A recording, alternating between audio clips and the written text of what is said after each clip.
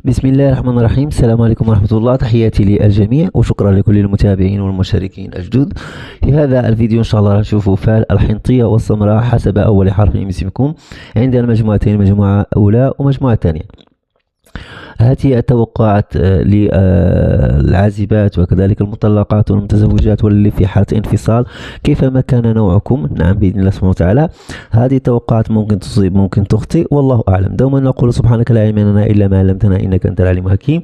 نبدأ على بركة الله ونشوفوا طاقتكم في هذه الفترة، ونشوفوا أصحاب المجموعة الأولى أحرفكم. أحرف أصحاب المجموعة الأولى هي هذه: حرف الألف والباء والهاء والواو والياء واللام والنون والعين والسين والقاف والشين والتاء والخاء والذال والغين. نعم. بالنسبة لأصحاب المجموعة الثانية: حرف الجيم والدال والزاي والحاء والطاء والكاف والميم والصاد والفاء والراء والتاء المعجمة والضاد والضاد المعجمة. نعم، نتمنى الخير والسعادة للجميع. نبدأ على بركة الله ونشوف أصحاب المجموعة الأولى حالتكم وكذلك أموركم إلى أين تسير. بسم الله.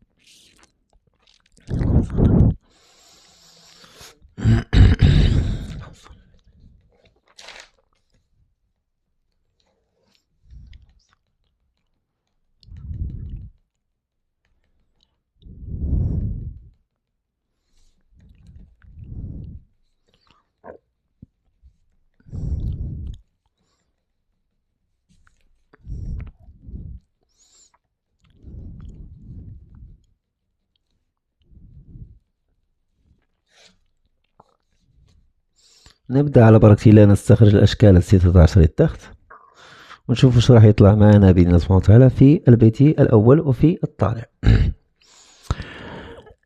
شكل الطالع للحنطية والسمراء بشكل عام، هذا الشكل يدل على أنه أنت في حالة مرضية، كأن صحتك في تدهور أو تشكينة من عدة آلام على مستوى الجسد. ممكن يكون عندك ألم في المفاصل، ألم في الرقبة، ألم أسفل الظهر، ممكن في الركبتين، ممكن في الحوض، يعني في عدة آلام تشكون منها في هذه الفترة.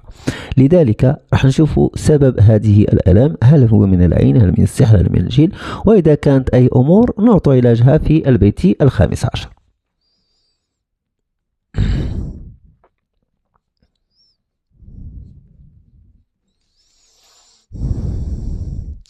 شكل الاجتماع. شكل الاجتماع في البيت الثاني بيت المال والعمل والممتلكات والمهنة كذلك. هذا الشكل يدل على أنكم غير مرتاحين داخل العمل الذي تشتغلون فيه، كأنكم تحسون بنفسكم ضيقة، نفسك ضيقة داخل العمل. وكذلك ممكن البعض منكم أنه يعيش بعض الأزمات المالية، كأنه عندك نقص في المال أو عندك بعض المصاريف الزائدة وتبحث عن حلول يعني تجنبها أو سد هذه الخواص. يعني تبحث عن حلول، يعني أنت في إطار بحث عن حل لهذه المشكلة المادية. لكن أقول لك هون هذا الشكل يدل كذلك على أنك مسرفة، يعني تسرفين، يعني لا تحسنين تدبير نفسك من الناحية المالية، يعني تروحين لأمور ثانوية وتخلين الأمور الرئيسية، وهذا الشيء هو اللي خلاك تسقطين في الفخ. نعم، هذه مسألة. بالنسبة اللي ليس يشتغلون، ما عندك شغل ولا شيء وجالسة في البيت، فممكن كذلك تحسين بأن ضيق الرزق في البيت. لذلك دوما أقول لكم كلمة، أنه أي واحدة منكم تشكي من أمور ضيق الرزق وضيق المال وهذه الأمور، فعليها باسم الله يا رزاق يا وهاب 41 مرة دبر كل صلاة. يا وهاب يا رزاق، يا وهاب يا رزاق 41 من دبر كل صلاة. سهلة جدا، فيها 3 دقائق وفيها فائدة كثيرة، وكذلك فيها حسنات لذكرك لله سبحانه عز وجل. نعم.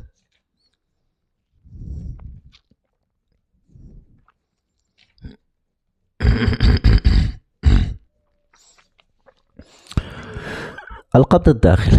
القبض الداخل في البيت الثالث بيت الحالة الاجتماعية، في رجوع أحد من الماضي، في مصالحات راح تطرأ، في أحداث اجتماعية راح تكون عندكم في الفترات القادمة أصحاب المجموعة الأولى.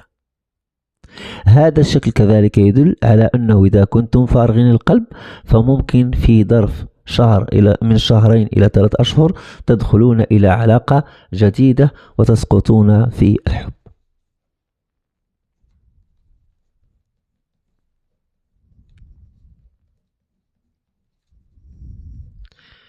بيت الأمهات والآباء والسفريات القصيرة. الظاهر أنكم تشيلون هم أحدا ما، وكذلك عندكم مسؤولية كبيرة على عاتقكم. لذلك هذه الأمور المالية اللي أنتم في ضيق فيها ممكن بسبب هذه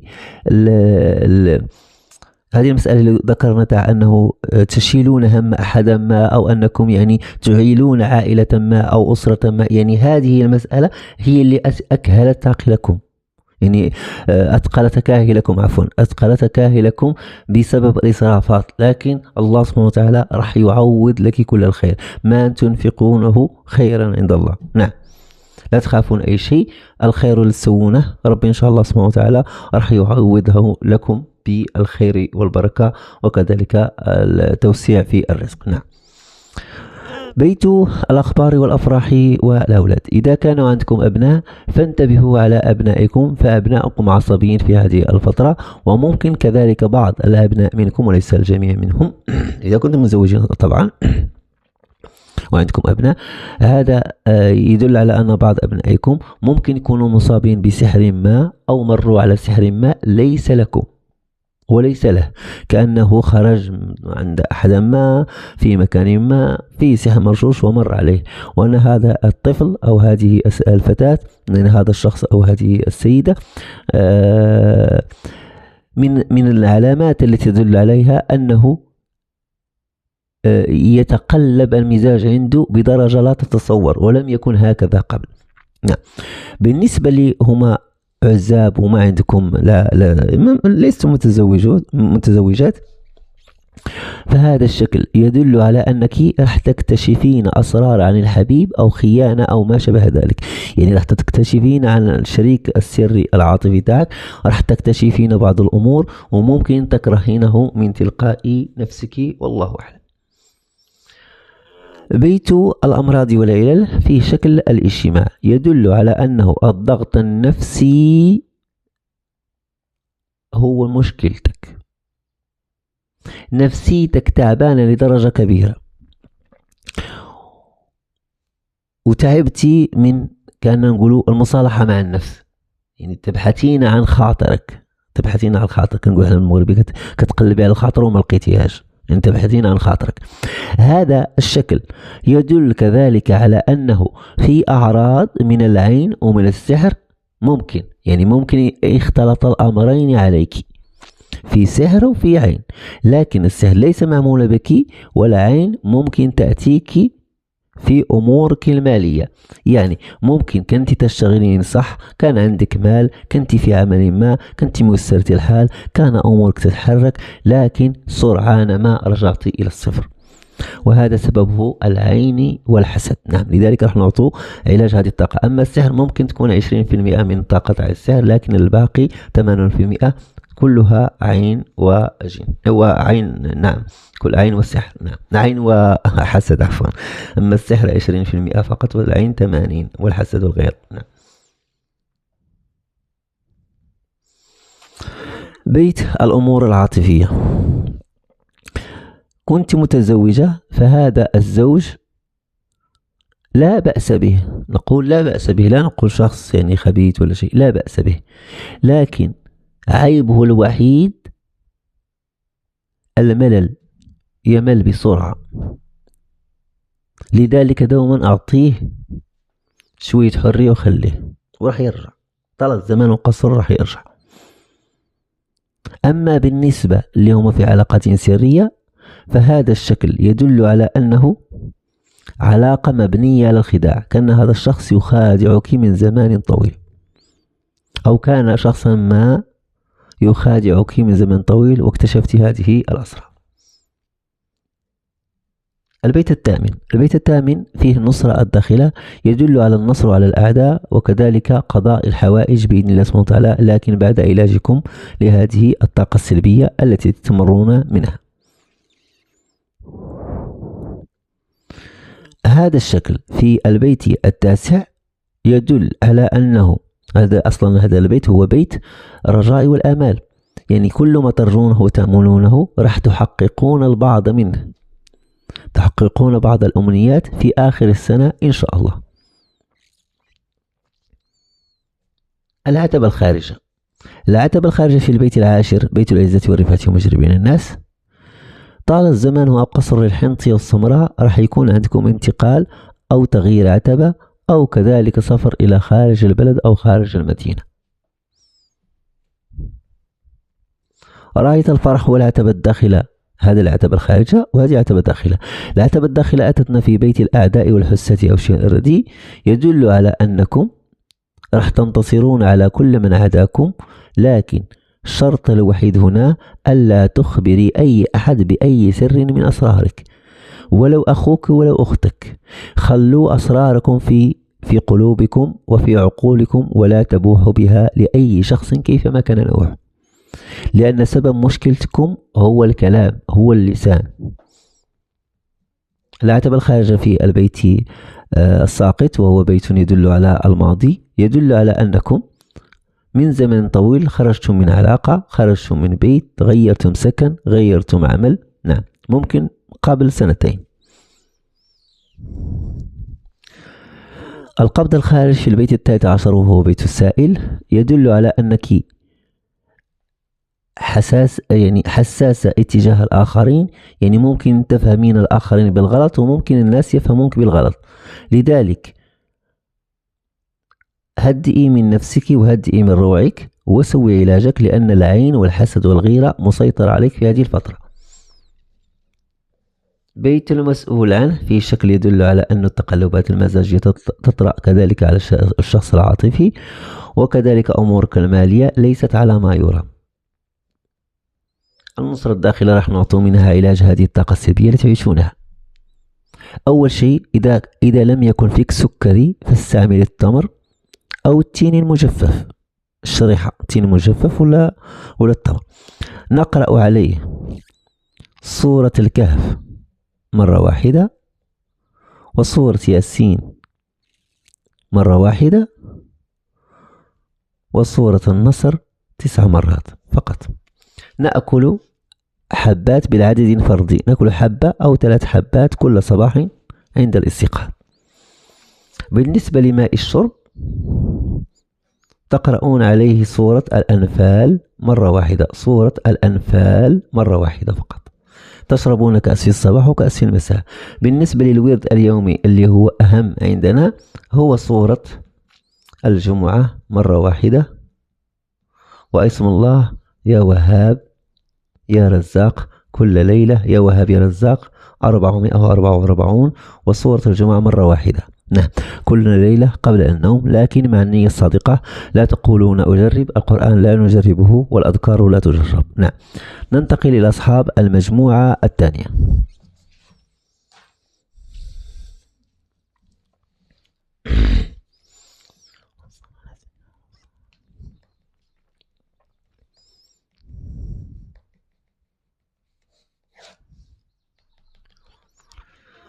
اللهم صل على سيدنا محمد بن عبد الله القائم بالحق.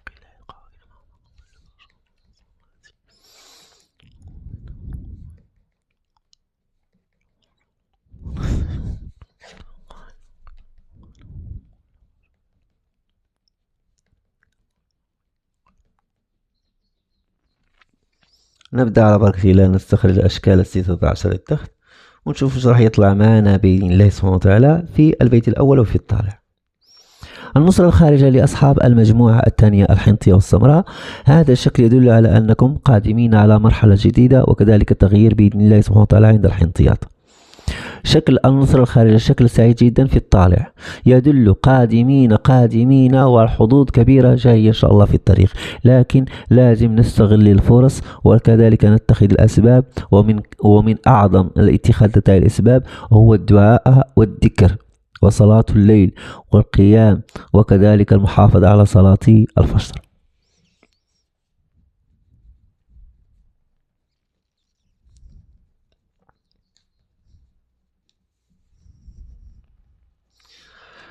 شكل الاجتماع في البيت الثاني، بيت المال والعمل والممتلكات. نفس الشكل طلع عند أصحاب المجموعة الثانية الأولى عفوا.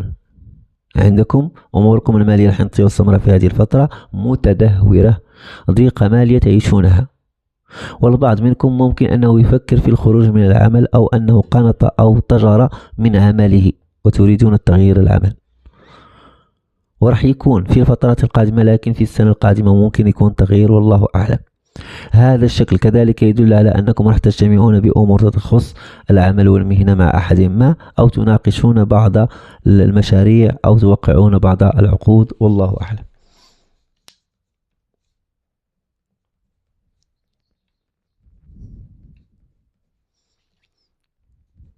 أشكال حلوة عندكم في الكشف أصحاب المجموعة الثانية، لا تخافون أي شيء. البيت الثالث بيت الإخوة والأخوات والأقارب، يدل على أنه راح تكون مساعدات بينكم وبين الأقارب، وكذلك تبادل الزيارات، وكذلك أي نقاشات كانت عالقة أو مشاكل عالقة بين الأهل والأحباب راح تنصلح في الفترات القادمة، وممكن من هنا 3 أسابيع تجلسون مع أحد ما وأشوفكم أنكم تتعانقون وتبدأون صفحة جديدة.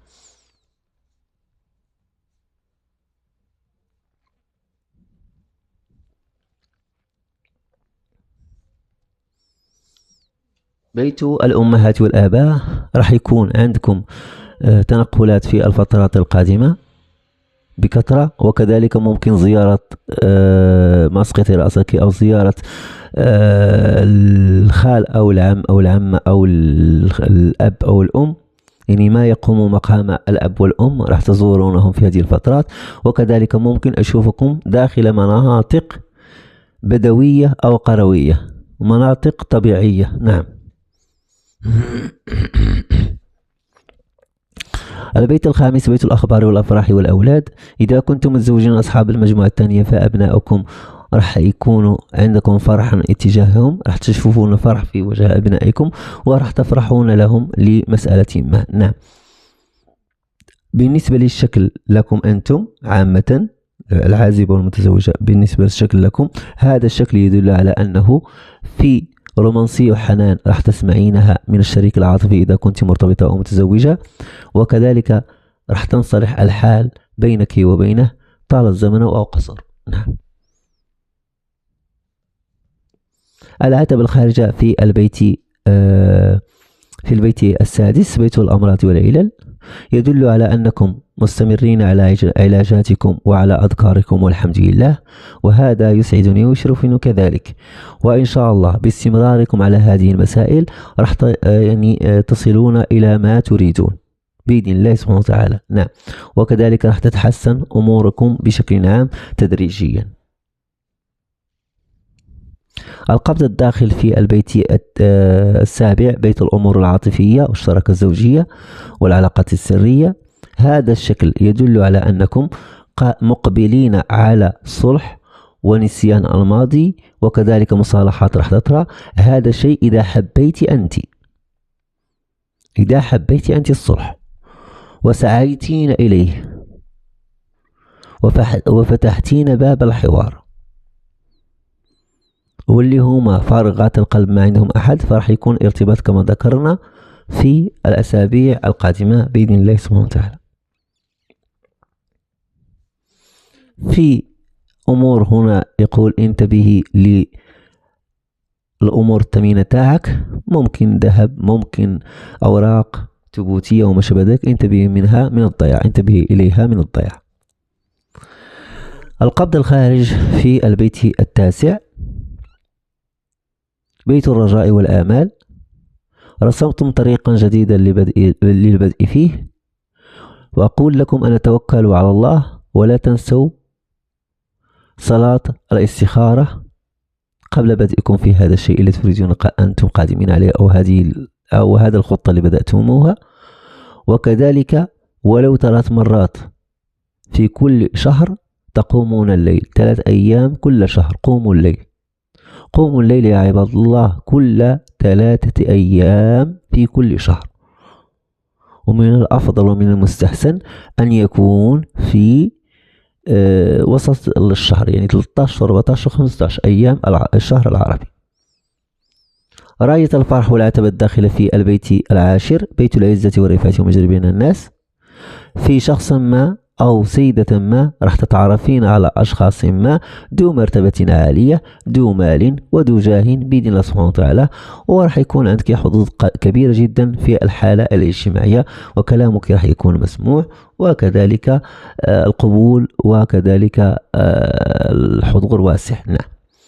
بالنسبة لبيت الأعداء والحسد والشر الرديء، فيه القبض الداخل. هون راح تنالون من كل عدو عندكم، وراح تكتشفون أسرارهم وتعرفون من هو العدو الحقيقي لكم في الفترات القادمة. هذا الشكل يدل على أنكم لا زلتم متخوفين من السحر ومن العين ومن هذه الأمور، لكن لا يتضح لنا أنه موجود عين ولا سحر. بس إذا كنتم تشكون من عكوسات أو هذا الشيء، فممكن هذا الشيء يكون من طاقة سلبية، فممكن نعطي علاج الطاقات السلبية بشكل عام. لا يمكن يعني أي إنسان يخلو من هذه الأمور، وإن شاء الله يكون خير بإذن الله سبحانه وتعالى. نعم.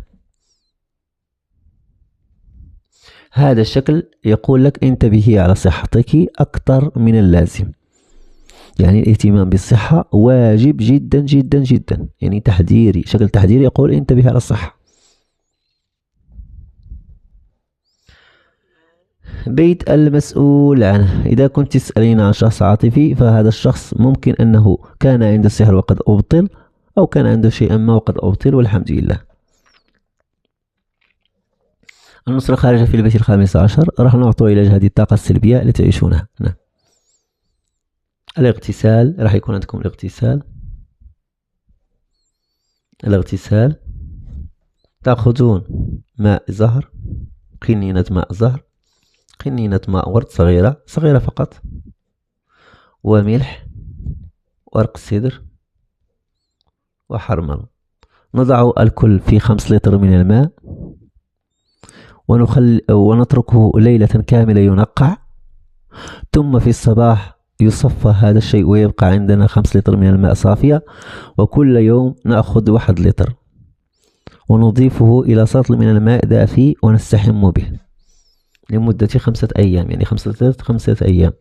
أما بالنسبة للورد اليومي، عليكم بالصلاة على النبي 100، والاستغفار 100، ولا إله إلا الله 100، والإخلاص 21 مرة. نعم. هذه هي توقعات الحنطية وفعلها والسمراء كذلك. نتمنى الخير والسعادة لكم. أستودعكم الله الذي لا تضيع ودائعه، وإلى حلقة قادمة إن شاء الله. سبحان ربك رب العزة عما يصفون، وسلام على المرسلين، والحمد لله رب العالمين.